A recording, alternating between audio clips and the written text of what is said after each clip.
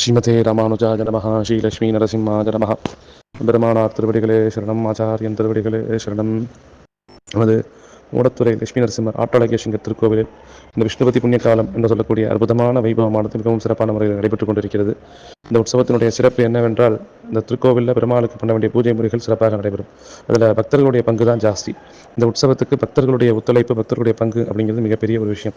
அவர்கள் ஒவ்வொருவரும் அன்றைய தினம் விஷ்ணுபதி புண்ணிய காலத்தில் இறைவனை தியானித்து, இறைவனுடைய நாமாக்களை சொல்லி, ஒவ்வொரு புஷ்பங்களாக கொடிக்கம்பத்தின் முன்பாக வைத்து 27 பிரதட்சணம் செய்வது என்பது அனைத்து பெருமாள் சன்னதிகளிலும் சிறப்பான முறையில் நடைபெற்றுக் கொண்டிருக்கிறது.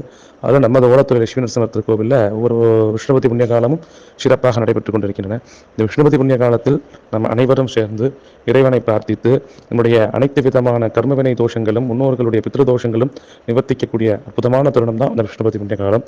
ஆகவே இந்த விஷ்ணுபதி புண்ணிய காலத்தில் இறைவனுடைய அனுகிரகத்தை பெறுவதற்காக அனைவருக்கும் அனைத்து பலன்களையும் தரக்கூடிய இந்த விஷ்ணுபதி புண்ணிய காலத்தில் அனைவரும்